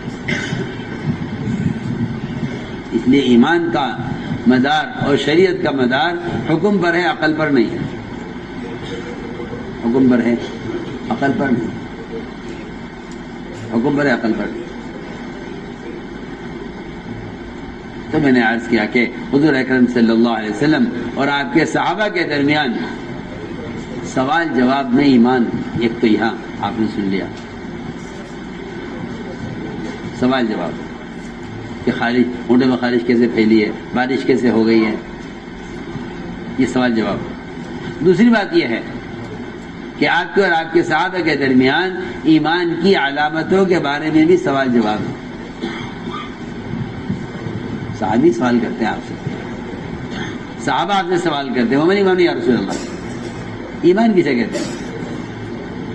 علماء نے لکھا ہے ایمان کو جاننا کہ ایمان کسے کہتے ہیں، اس کو ایمان نہیں کہتے۔ سنو صحیح کیسی عجیب بات ہے۔ میں اور آپ، یہ مجھے اور آپ کو معلوم ہو جائے کہ ایمان کسے کہتے ہیں، حقیقت میں اس کو ایمان نہیں کہتے، اس لیے کہ ایمان کا علم سے کوئی تعلق نہیں ہے۔ انسان بہت اہم بات ہے، ایمان کو جاننا ایمان نہیں ہے۔ ایمان کو جاننا، اگر میں اور آپ لکھ لیں اور یاد کر لیں کہ ایمان کسے کہتے ہیں، تو علماء نے لکھا ہے کہ ایمان کا جاننا ایمان نہیں ہے، ایمان کا علم سے کوئی تعلق نہیں۔ میں کیا عرض کروں آپ کے سمجھ نہیں آنے کی بات، کفار کو آپ صلی اللہ علیہ وسلم سے انکار ہی اس لیے تھا کہ وہ جانتے تھے کہ ایمان کیا ہے۔ میری بات توجہ چاہتی ہے بہت، میں اور آپ بہت غفلت میں ہیں۔ کفار کی آپ سے لڑائی اسی لیے تھی کہ کفار جانتے تھے ایمان کیا ہے، لڑائی اسی لیے تھی۔ آپ میری بات پر توجہ دیں پوری، لڑائی اس بات پر تھی کہ ہم جانتے ایمان کیا ہے۔ کیوں؟ اس لیے کہ ابو طالب کو بھی یقین ہو گیا تھا کہ یہ نبی برحق ہیں، بات ان کی سچی ہے، بات بالکل ٹھیک ہے، لیکن ابو طالب نے آپ کے دین کو اختیار کرنے سے انکار کیا ہے۔ آپ کے دین کو اختیار کرنے سے انکار کیا ہے۔ اس کے علاوہ بہت سے کفار جانتے تھے۔ علماء نے لکھا ہے کہ ایمان کا جاننا ایمان نہیں ہے، اور ایمان کی معلومات کا ہو جانا ایمان نہیں ہے۔ ہم جانتے ہیں ایمان کسے کہتے ہیں کہ نہیں، اس کو ایمان کہتے ہی نہیں۔ اگر آج یہ کہہ رہے میں جانتا ہوں ایمان کسے کہتے ہیں، تو قرآن کہتا ہے اس کو ایمان نہیں کہتے۔ علماء نے صاف لکھا ہے کہ ایمان کا جاننا ایمان نہیں ہے۔ پھر کیا بات ہے؟ کیونکہ ایمان کا جاننا ایمان نہیں ہے، بلکہ ان احکام کو قبول کرنا ایمان ہے۔ ایمان، احکام کو قبول کرنا ایمان، احکام کو قبول کرنا ایمان ہے۔ یہ علماء نے لکھا ہے کہ ایمان قلب کی عملی حرکت کو کہتے ہیں۔ ایمان قلب کی عملی حرکت، آپ بہت آسان کر دیتا ہوں بات۔ قرآن نے نماز کو ایمان کہا ہے، عمل نہیں کہا،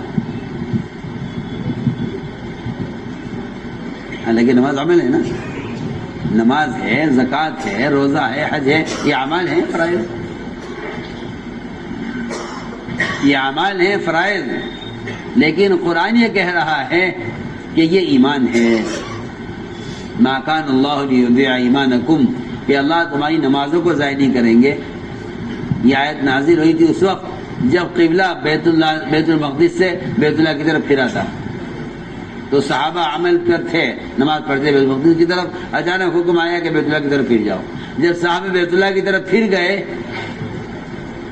جی ہاں، تو یہود نے صحابہ کرام کو یہ الزام دیا کہ اگر ہمارا قبلہ غلط تھا بیت المقدس کا تو ان کی اب تک کی پچھلی نمازیں ضائع ہو گئی ہیں۔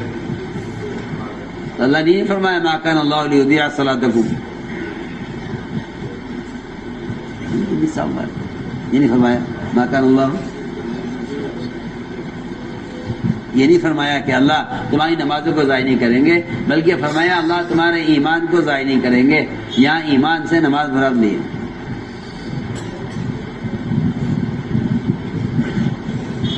نہ اعمالکم فرمایا، نہ صلاتکم فرمایا، بلکہ فرمایا ما کان اللہ لیضیع ایمانکم، کہ اللہ تمہاری نمازوں کو ضائع نہیں کریں گے۔ یہاں ایمان بول کر عمل مراد لیا گیا ہے، ایمان بول کر عمل مراد لیا۔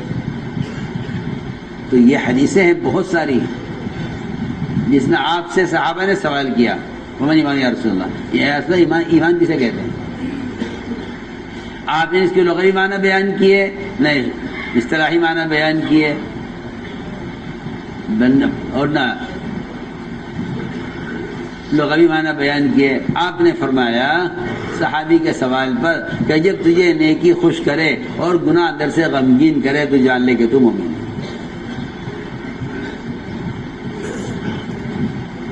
میں تو صاف طور پر کرتا ہوں، ہر مسلمان جان سکتا ہے کہ اس کا ایمان کتنا ہے، ہر ایک جان سکتا ہے، ہر ایک جان سکتا ہے کہ اس کا ایمان کتنا ہے۔ اور اللہ معاف فرمائے، خود ہی نہیں بلکہ ایک دوسرے کو دیکھ کر بھی اندازہ ہو سکتا ہے کہ اس کا ایمان کتنا ہے۔ ہاں، یہ تو زمانے میں دھوکہ لگایا مسلمانوں کو کہ ایمان دل کی چیز ہے۔ ایمان دل میں چھپنے کی چیز نہیں ہے، یہ خیال غلط ہے۔ ایمان ہرگز نہیں، ایمان دل میں چھپنے کی چیز نہیں ہے۔ یہ شیطان نے دھوکہ دیا ہے کہ تم جیسے چاہے بن کر رہو، ایمان دل کی چیز ہے، ایمان دل میں ہوا کرتا ہے کہ نہیں؟ ہو ہی نہیں سکتا کہ ایمان دل میں چھپ جائے۔ جس طرح منافق کا نفاق دل میں نہیں چھپ سکتا، اور وہ جھوٹ سے اور وعدہ خلافی سے اور خیانت سے اس کا نفاق ظاہر ہو کر رہے گا، ممکن ہی نہیں ہے کہ منافق اپنے نفاق کو چھپا لے۔ ایسے ممکن نہیں ہے کہ مومن اپنے ایمان کو چھپا لے، یہ نہیں ہو سکتا۔ یہ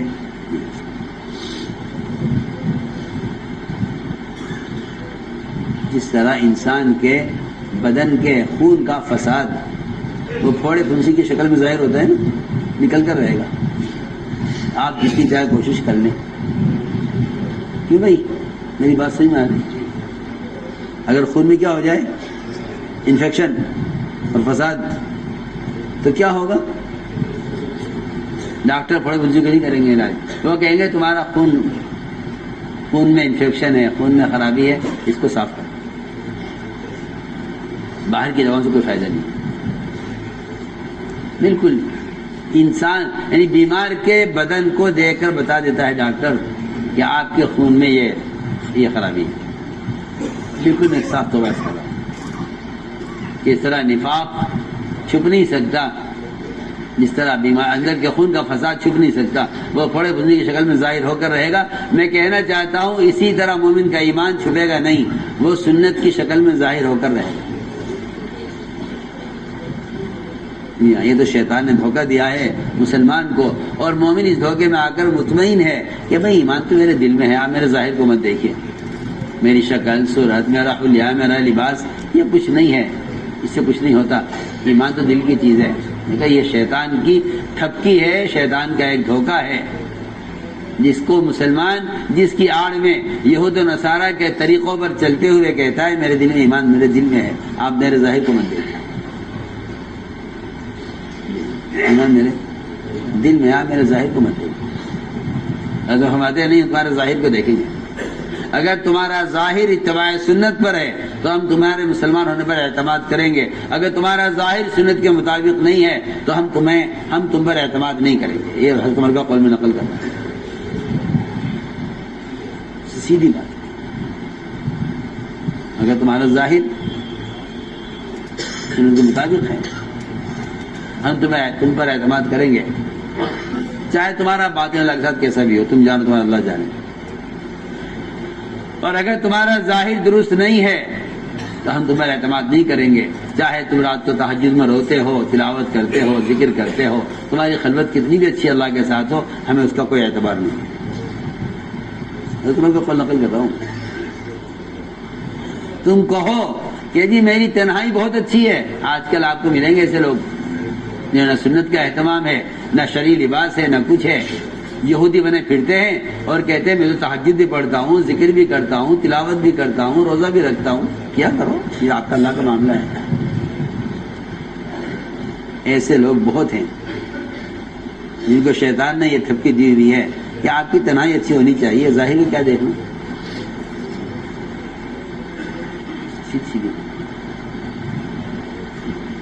حالانکہ ایک مسلمان کے مسلمان ہونے کا تعلق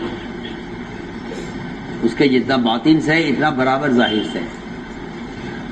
اس لیے صحابی نے سوال کیا آپ سے کہ اصل ایمان کسے کہتے ہیں؟ آپ نے جواب میں فرمایا کہ جب تجھے نیکی خوش کرے، گناہ غمگین کرے تو۔ صحابی نے سوال کیا کہ ایمان کے یا رسول اللہ ایمان کیا ہے؟ فرمایا ایمان اخلاص کو کہتے ہیں، ایمان اخلاص کو کہتے ہیں۔ تو میں نے عرض کیا کہ ایمان تو اصل آدمی کی عملی زندگی ہے، جس کا تعلق، جس ایمان کا تعلق، اس ایمان کا تعلق جتنا عقیدے سے ہے اتنا ہی ہر ضرورت میں اتباع سنت سے ہے۔ ہماری یہ بات یاد رکھیں،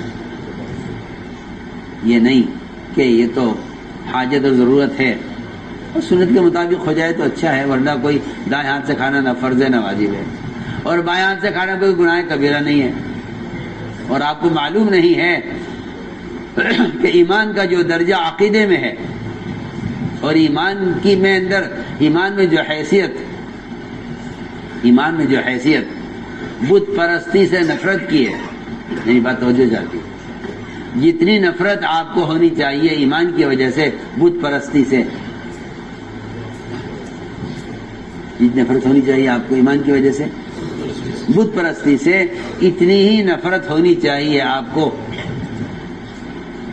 غیروں کے طریقوں سے۔ اس میں ایمان برابر ہے، جتنا ایمان یہاں چاہیے اتنا ایمان یہاں چاہیے۔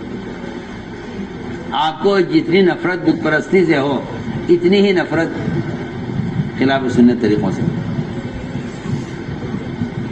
میں مثال عرض کرتا ہوں اس لیے کہ لوگ بھی سمجھتے ہیں کہ بھئی ایمان کا تو اصل تعلق عقیدے سے ہے نا، عقیدہ کہ جی ہمارا عقیدہ ہے اللہ ہے، کہ ہمارا عقیدہ ہے کہ اللہ محمد صلی اللہ کے رسول ہے، ہمارا عقیدہ ہے جنت دوزخ حق ہے۔ نہیں، ایسا نہیں ہے۔ جتنا ایمان عقیدے میں چاہیے اتنا ہی ایمان طریقے میں چاہیے۔ ہم یہ کہنا چاہتے ہیں۔ اور جتنی نفرت ایک مسلمان کو بتوں سے ہونی چاہیے،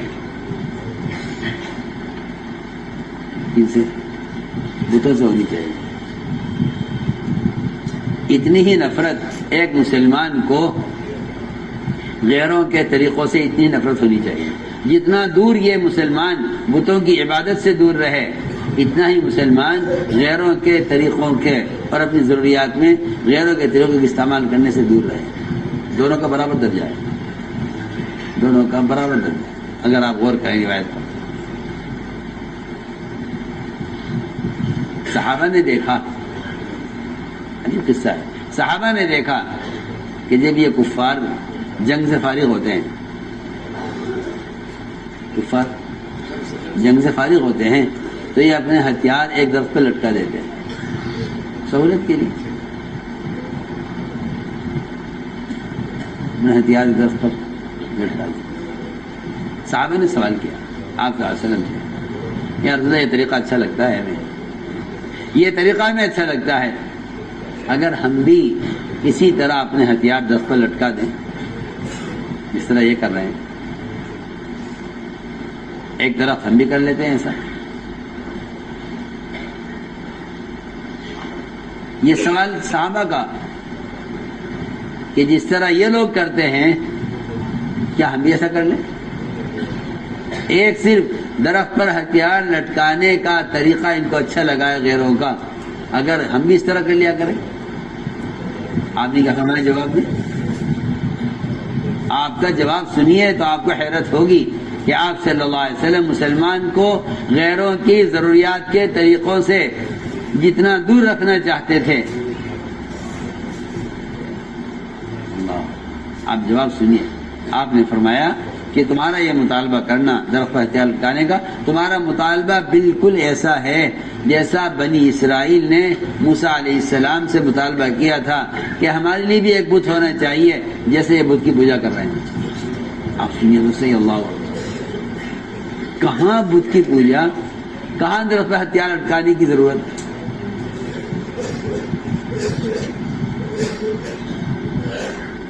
صحابہ نے اتنی بات روایت میں ہے کہ جیسا درخت یہ انہوں نے کیا ہوا ہے ہتھیار لٹکانے کے لیے، ہم بھی ایک درخت کر لیتے ہیں، ہتھیار لٹکا دیا کریں گے۔ ایک ضرورت میں غیروں کی مشابہت، ایک ضرورت میں غیروں کی مشابہت کو آپ صلی اللہ علیہ وسلم نے بت پرستی کے برابر کر دیا۔ اس کا مطلب یہ ہے کہ مومن کو چاہیے کہ اپنی تمام ضروریات میں، کھانے میں، پینے میں، بیاہ و شادی میں، اپنے شکل و لباس میں، ہر طریقے میں غیروں کی مخالفت کرے اور ہم طریقوں کی اتباع کرے۔ اس کو میں کہنا چاہتا تھا کہ ایمان دل میں چھپنے کی چیز نہیں ہے، مومن کے حلیے سے ایمان ظاہر ہونا چاہیے۔ فرماتے تھے اگر گدھے کی سواری میں ذلت اور کار کی سواری میں عزت محسوس کرتا ہے تو اس کی ایمان میں فرق ہے۔ یہ کہ گدھا مسلم سواری ہے، کار مسلم سواری نہیں ہے، گدھا مسنون سواری ہے، کار مسنون سواری نہیں ہے۔ اگر گدھے پر ذلت اور کار میں عزت محسوس کرتا ہے تو ایمان میں فرق ہے۔ نظر کر لیجیے۔ تو میں نے عرض کیا ہے یہ واقعہ کہ صحابہ نے عرض کیا کہ رسول اللہ ہم بھی ایسا درخت کر لیں جیسے ان کا ہے۔ آپ نے کیا فرمایا جواب میں؟ آپ نے فرمایا اس کے جواب میں کہ جب موسیٰ علیہ السلام اپنی قوم کو لے کر بحر قلزم سے پار ہو گئے، گزرتے ہوئے دیکھا بنی اسرائیل نے کہ کچھ لوگ ایک بت کی پوجا کر رہے ہیں، تو موسیٰ علیہ السلام کی قوم نے کہا موسیٰ علیہ السلام سے اجعل لنا الہا کما لہم آلہہ، جیسا ان کا بت ہے ایسا ہمارا بھی ایک بت ہونا چاہیے پوجا کرنے کے لیے۔ آپ سوچیے، وہ تو کہہ رہے ایک درخت کر لیں ضرورت کے لیے، ہتھیار لٹکانے کے لیے، آپ کہہ رہے تمہارا یہ مطالبہ بت کی طرح مطالبہ ہے۔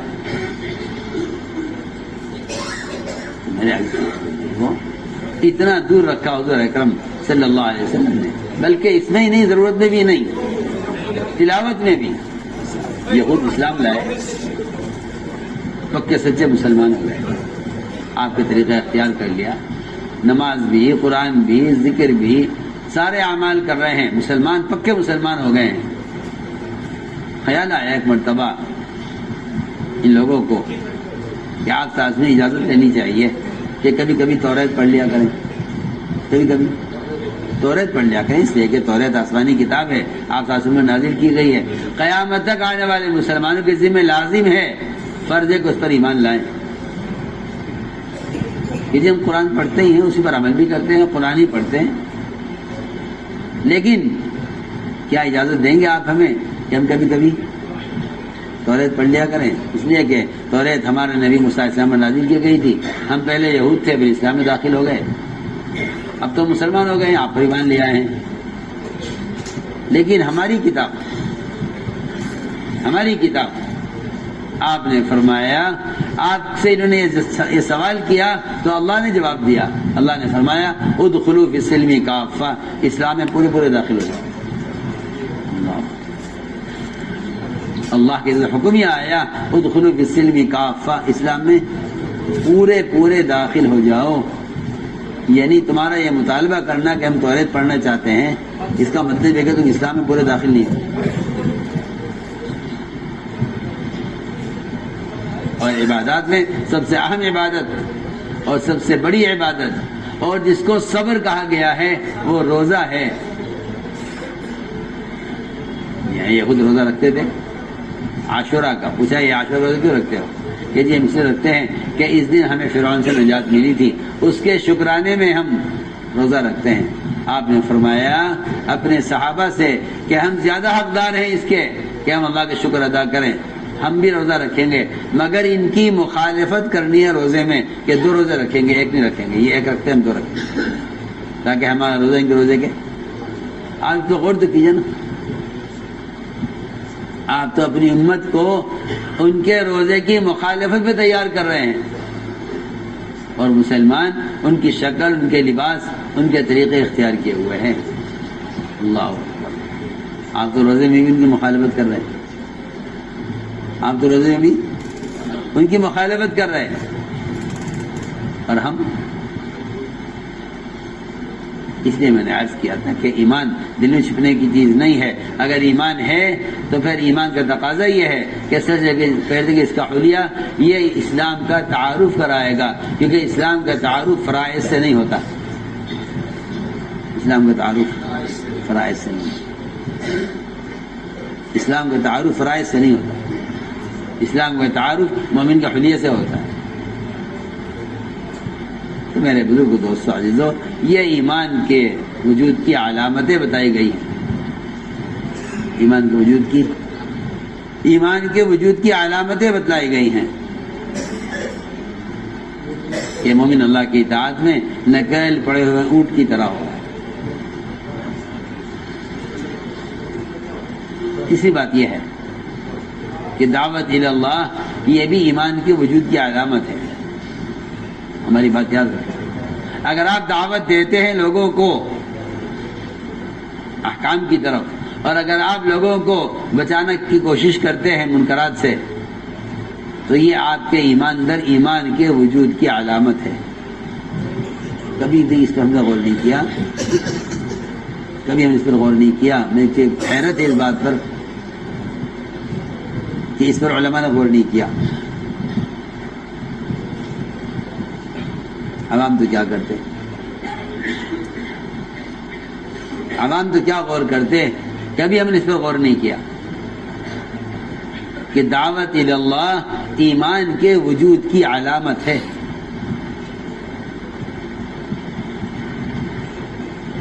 اگر آپ دعوت نہیں دیتے ہیں تو آپ کے پاس درمیانہ ایمان بھی نہیں ہے۔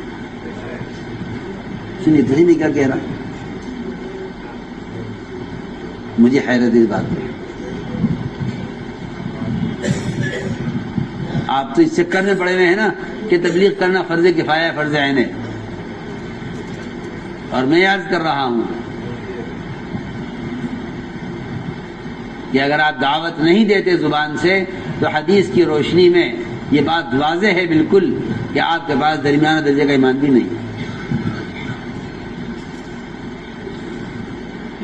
بتائیے یہ فیصلہ پکی بات ہے بالکل۔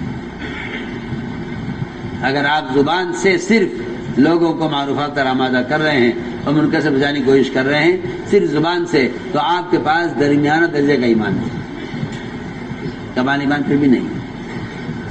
اور اگر آپ یہ نہیں کر رہے تو آپ کے پاس درمیانہ درجے کا ایمان بھی نہیں ہے۔ آپ کی کیفیت صرف اتنی ہے کہ آپ منکر کو دیکھ کر غمگین ہو جاتے ہیں اور گناہ کو دیکھ کر آپ کا دل دکھتا ہے، تو حدیث میں آتا ہے کہ آپ کا سب سے کمزور ترین ایمان ہے۔ گناہ کو دیکھ کر آپ کا غمگین ہونا یہ آپ کا سب سے کمزور ایمان جو بالکل ضعیف ہو چکا ہے۔ جس سے آپ کی زبان بھی نہیں اٹھ رہی ہے.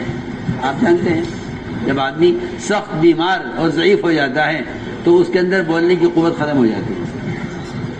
ہاں جی ہاں، دماغی کمزوری ہوتی ہے جس سے آدمی گونگا ہو جاتا ہے. ہاں میں اس کی مثال دے رہا ہوں. گونگا اسے کہتے ہیں کہ اس کی دماغی کمزوری نے اس کی زبان کو روک دیا ہے، وہ بول نہیں سکتا. حدیث میں فرمایا ہے کہ ایمان کا یہ ضعف ہے، یہ ایمان کا ضعیف ترین درجہ ہے کہ آپ کا دل دکھ رہا ہے مگر آپ زبان نہیں کھول سکتے.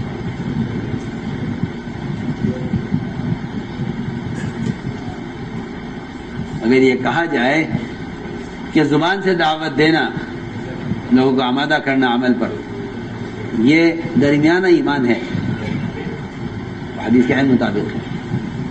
اور اگر آپ خدا نہ کرے منکر کو دیکھ کر دل سے نہیں کڑتے ہیں اور دل میں آپ کے درد نہیں ہوتا ہے اور دل میں آپ کا اس کا احساس نہیں ہوتا ہے تو فرمایا کہ پھر آپ کے دل میں ایمان کا ذرہ بھی نہیں ہے.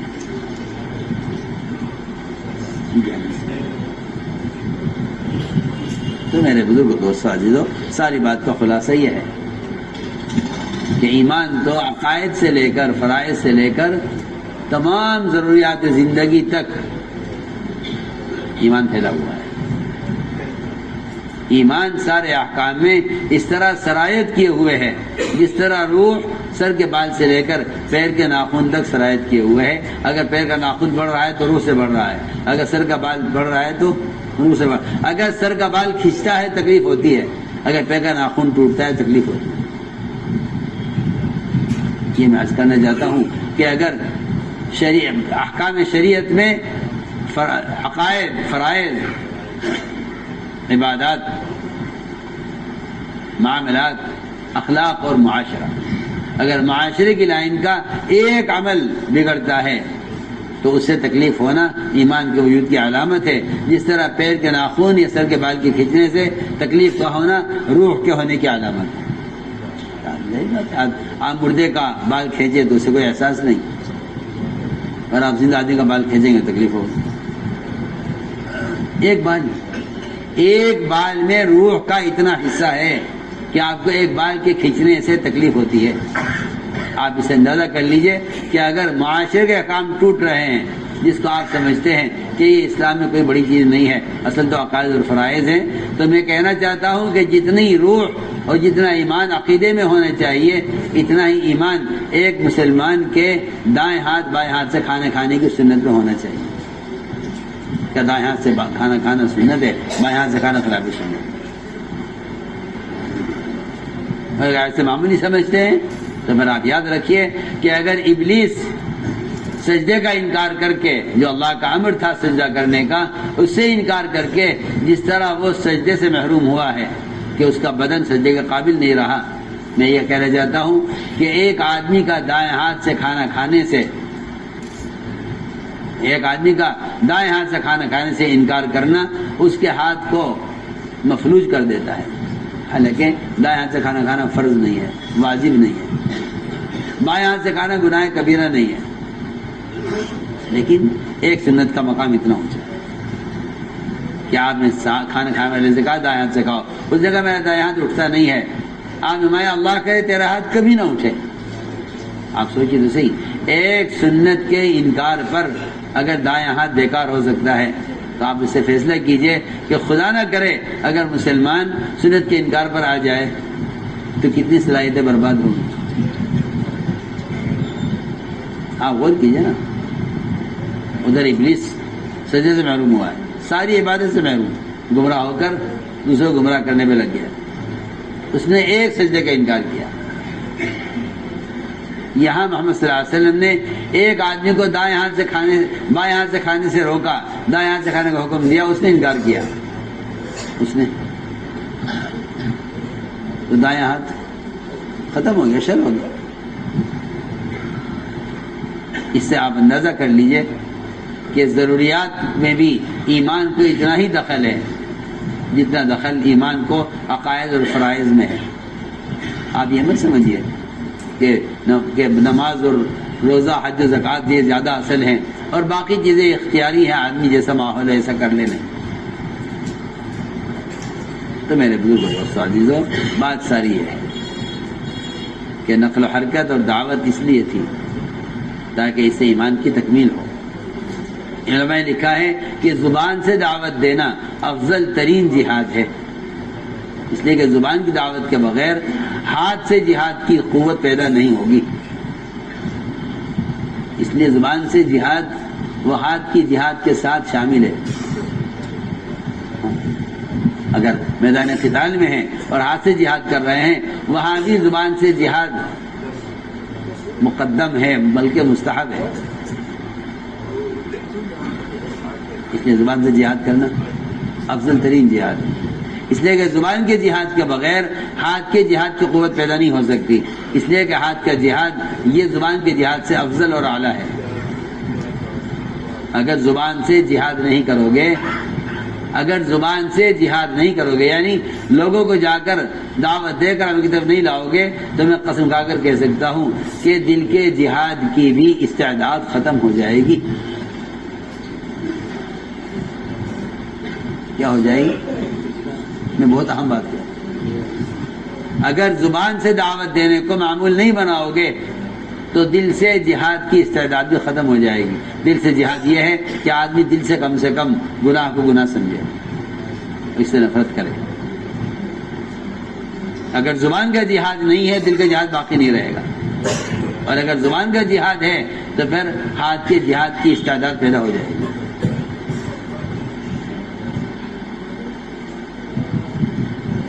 اس لیے ہم نے عرض کیا کہ جہاد باللسان یہ سب سے افضل ترین جہاد کی افضلیت کی وجہ یہ ہے کہ ہر شخص کو کر سکتا ہے۔ اس لیے علماء نے لکھا ہے کہ ہر فرد کا اپنی زبان سے دوسروں کو دعوت دینا یہ ہر مسلمان کے ذمہ فرض عین ہے۔ ہر مسلمان کے ذمہ، مرد ہو یا عورت، ہر ایک کے ذمہ فرض عین ہے جہاد باللسان، کیونکہ جہاد کی 3 قسمیں ہیں: جہاد بالید، جہاد باللسان، جہاد بالقلب۔ ہر طریقہ قول ہے، اور یہی دعوت ہے کہ آدمی ہاتھ سے منکر کو بدلے یا زبان سے بدلے یا اس کو دل سے بدلے۔ دل سے بدلنے کا مطلب یہ ہے کہ دعا کی قوت کو استعمال کرے منکر کو روکنے کے لیے۔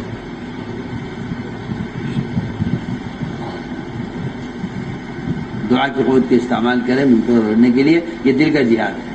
اگر زبان سے جہاد نہیں کرتا ہے تو دل کے جہاد کی استعداد بھی ختم ہو جائے گی، اور خدا نہ کرے اگر دل کے جہاد کی استعداد ختم ہو گئی تو پھر حدیث میں آتا ہے کہ اس کے بعد تو ایک ذرہ بھی ایمان جس کے دل میں باقی نہیں۔ اس لیے دوستو ہمارے صاحب کو محفوظ ہے کہ میں اگر اس کام کا کوئی نام رکھتا تو اس کا نام تحریک ایمان رکھتا۔ اس کا نام کہ اپنے ایمان کو حرکت دینے کی محنت،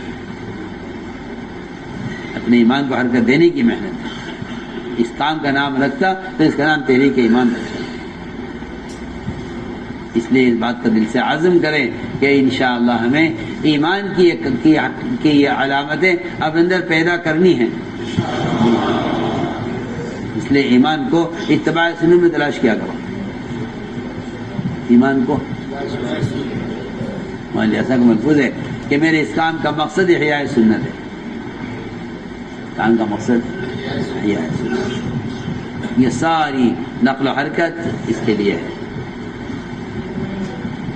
کہ ایمان، اللہ کی قسم ایمان موقوف ہے دوسروں کو دعوت دینے پر، مگر کیا کریں، اس زمانے کے پڑھے لکھے بھی اس کا انکار کرتے ہیں۔ مجھے حیرت ہے، پڑھے لکھے عوام تو عوام، پڑھے لکھے بھی انکار کرتے ہیں، اور یہ بات 100 بار قسم کھا کر کہی جا سکتی ہے کہ ہر مسلمان کا اپنا ایمان، اپنے ایمان کا کمال دوسروں کو دعوت دینے پر موقوف ہے۔ اس لیے دعوت فرض عین ہے، کیونکہ ایمان کی تکمیل دعوت پر موقوف ہے۔ اگر آپ چاہیں کہ اس کو قلم سے اس فریضے کو ادا کر دیں تو یہ قلم سے ادا ہونے کا فریضہ نہیں ہے، صاف صاف ہے، آپ کو اچھی لگے بری لگے۔ فریضہ دعوت قلم سے ادا نہیں ہوگا، جس طرح فریضہ نماز بدن کے استعمال کے بغیر ادا نہیں ہوگا۔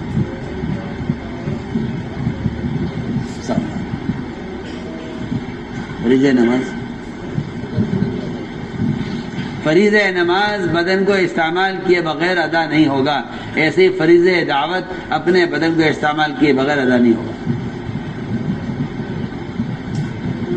اور یہ بات حق ہے کہ دوسروں کو دعوت دینے پر ہر مسلمان کے اپنا ایمان موقوف ہے۔ جس طرح ایمان سیکھنا فرض عین ہے، اس طرح دوسروں کو اس کی دعوت دینا فرض ہے۔ قرآن نے صاحب کہہ دیا نا، تأمرون بالمعروف وتنہون عن المنکر وتؤمنون باللہ، کہ ہر مسلمان کو چاہیے اپنے ایمان میں کمال پیدا کرنے کے لیے دوسروں کو معروفات پر آمادہ کرے۔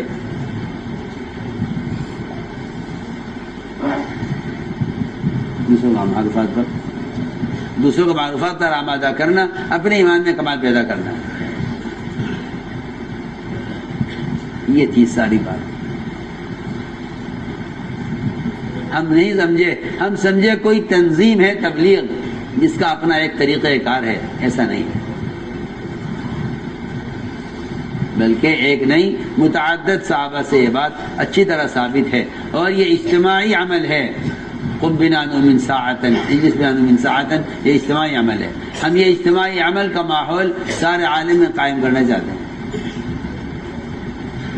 چاہے کوئی کسی بھی خیال کا، کسی مذہب کا ہو، کسی بھی خیال کا ہو، اس کی اپنی یہ ضرورت ہے کہ میرے ایمان کی تکمیل دوسروں کا معروفات پر آمادہ کرنے میں ہے۔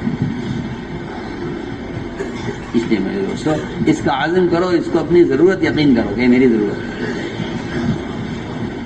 کریں گے تمام، اس کے لیے ہمت فرماؤ، قدم اٹھاؤ۔ جو علماء ماشاءاللہ سال کے لیے آئے ہیں وہ اپنا سال پیش کریں۔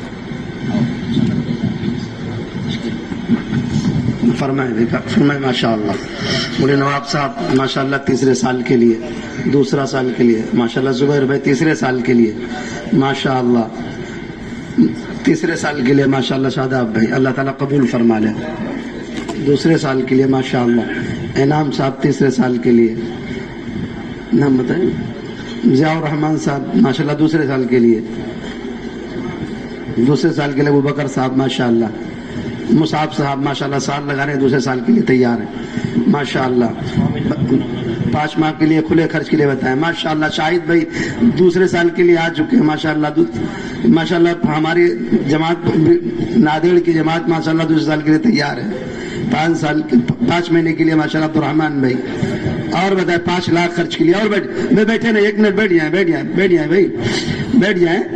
اور دیکھو جو آج ساتھی نقد تیار ہو کر کے آئے ہیں 4 مہینے کے لیے کم بیش اوقات کے لیے، وہ سارے ساتھی تشریف لے آئے ہیں، کرسی کے قریب آ جائیں۔ جو ساتھی آج نقد جانے کے لیے تیار ہو کر کے آئے ہیں وہ کرسی کے قریب آ جائیں تاکہ ان کی ترتیب بن جائے۔ آ جائیں ماشاءاللہ، آ جائیں بھائی، آ جاؤ قریب آ جاؤ بھائی۔